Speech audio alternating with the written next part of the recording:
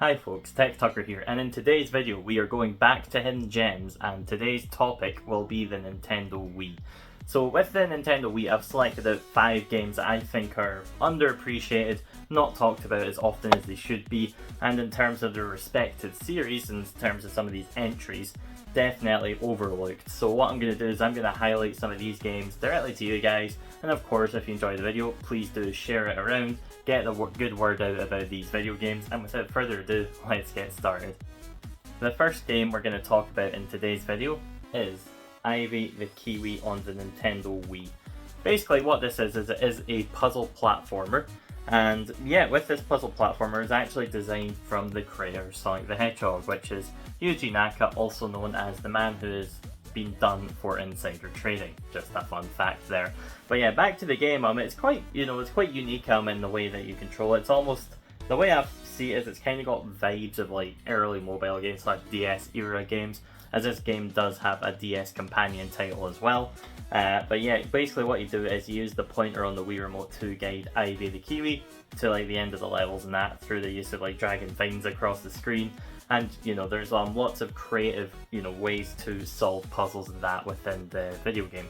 So yeah, as I say, this one is quite a unique title. There's not many quite like this one in terms of the style, the visuals as well. Again, cutesy characters as well. Yeah, definitely give this one a go if you're into, say, like puzzle platformers, and that is, again, this is one that's definitely slept on, don't hear talked about much. I remember back in the day, I initially heard about it from my friend who was listening to the All Gen Gamers podcast. If anyone remembers that, then kudos to you. But yeah, that's where I initially heard it, and yeah, it's a very solid game. I found it in a CEX a few years ago, and this one, I think, from what I remember, cost you about 30 or so pounds now. So not the most expensive game in the world, but in terms of retro, it's a little up there. So yeah, couldn't recommend this one enough. Very creative, very unique, and yeah, give it a go if you can. The second game I'm going to talk about in today's video is one I actually picked up earlier this year. Not had it long, but again, I think this one is definitely one to give a go if you can. It is Rimpa on the Nintendo Wii. I believe in Japan this was a launch title on the system. It came out like in Europe, I believe in like 2007, like a year after the Wii had came out. Also known in America as Marble Mania, I believe. But it's developed by our good friends at Hudson Soft, who did the original Bomberman, Mario parties. So it's got a very cutesy, adorable style as well. Again, kind of akin to, say, Monkey Ball, as well. Very unique puzzles as well. Again, you use the Wii Remote to kind of tilt and guide the ball around, which I think is a fun gimmick. I always enjoy, those types of games. With that as well, you've got, you can play up to 2-player as well, a range of different levels. One thing that was critiqued about the game is level variety and challenge, but even then, I would say this is a charming little game that you should definitely give a whirl. Because again, look at the box art. How can you not like the style of this? Again, the music's catching this game as well, and there are a lot of like those types of gimmicky games on the Wii. Like you even got the Monkey Ball ones, like Step and Roll and that. But this one's pretty well designed, it's well done, and I would say you should really give this one a go if you get the opportunity to play it. The following game in this list is Dead Space Extraction. So this is what the Wii did very well, is for rail shooters, and Dead Space Extraction is probably one of the best on the system. With that, it's very well designed. Again, it's compatible with the Zapper, although that's a hunk of plastic. It acts as a prequel to the original Dead Space, and it did also have a PS3 version that I believe was under like bonus content or something along those lines. But pretty much it's a story of just your kind of last survivors trying to escape. I'll be honest, the story's not why I played this game. It is mainly for the light gun action, and that is done very well. Again, with the Wii Remote, you can use the pointer to actually shoot things, reload.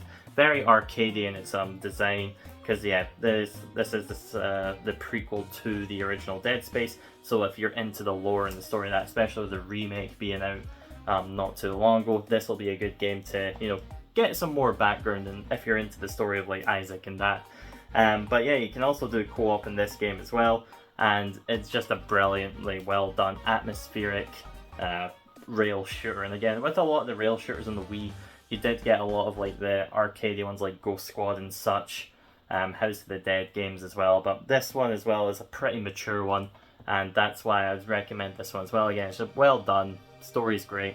It's like I say, I didn't play it for story, but if you're into Dead Space and the lore and that, it's a good prequel, so it's a good entry point as well. If you want to play something that won't take you too long to beat as well. It's got 50-60 hertz modes as well. But yeah, should definitely give this game a go, as it is one of the most cinematic action games on the Wii. That's what it says in the box anyways. But yeah, really well done, Lightsure. If you're into things like Time Crisis and that, definitely give this one a shot. You're doing yourself a disservice by not playing it. The following game on this list is one that is a childhood nostalgic classic for me. This was one of the games I very much wanted one year for Christmas, and I wasn't disappointed with it. It might not be the most critically acclaimed game in the world, but I definitely think it is worth your time giving it a go, because there's not too many games made like this these days. And it is Godzilla Unleashed on the Nintendo Wii. So pretty much if you're a fan of like Toho and the monsters and all that kind of stuff, if that's your jam, I'd say this game is definitely worth a go, because pretty much what I did is I grew up playing Godzilla Melee on the GameCube, and it was a great like one-on-one fighter. I think you could go up to 4-player actually, and this game can also do that. But pretty much what you're doing is you're running around as monsters. In the campaign as well, you can play like Godzilla and that. The campaign will run you a couple hours or so, so it's not anything you need to invest too much time in.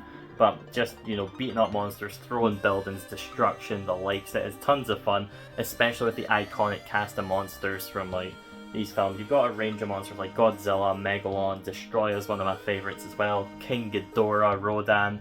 Yeah, you've got a brilliant cast of monsters here. Mecha Godzilla as well, Biolatine. So many different monsters. And the roster is, you know, jammed up from its predecessor on the GameCube. So many more monsters to play as. The combat's just as fun as ever. The only thing that would bog down this game a little bit is the fact that it has tactile motion controls. Never a fan of that, but it doesn't occur often enough where it is an issue. As I say, the combat's fun, the campaign will run you a couple hours. You do get multiplayer, so if you and your friends are, you know, bringing out the Wii and you want like a monster combat game where you just destroy stuff and have a great time, Godzilla Unleashed is definitely the game for you. As I say, it's not the best game in the world by any means, but I definitely enjoy it, and you know, it's something that, again, there's not a lot of games like this these days. There is like Gigabash, which is kind of similar, which has Godzilla DLC, but again, that's its own thing. They don't make Godzilla games like they used to anymore, so if you want some classic monster action, some, you know, it's kind of like a beat 'em up fighting game in a way, where it's kind of like top down, and yeah, you can pick up buildings, throw them, destruction, you know, the likes. Give this game a whirl, I think you'll have a good time. Now the final game on this list. It is one I actually kind of mentioned earlier, and it is House of the Dead Overkill. This game is fantastic. I really like this. I think it might actually be my favourite shooter on the Wii, like, you know, rail shooter, however you call it. But yes, this game is fantastic. The storyline, again, is just over the top. It's nuts. The characters are like, it's fun, it's zany, it's wacky. And that's what you want from House of the Dead. The reason I mention Overkill in this Hidden Gems list as well is for the fact that when people talk about House of the Dead, it's always just like House of the Dead 1 to 3, usually, you know, the classic arcade titles in the Dreamcast era onwards. And while those are fantastic games, but House of the Dead Overkill, it's just one that does not get mentioned a lot in the general discussion of light gun shooters. It's always the original House of the Dead. Overkill is a fantastic game that also has a PS3 version with Move Controller compatibility, but with the Wii version as well. Again, this is the reason I actually wanted a zapper, just because I enjoyed this game so much that I just want to have a new way of playing it. Even with a normal Wii remote, again, the controls work well, everything's really good, you know, no issues there. Just the presentation of the story as well is really fun and unique. As I say, just can't beat this one. Co-op as well. And it's tons of fun.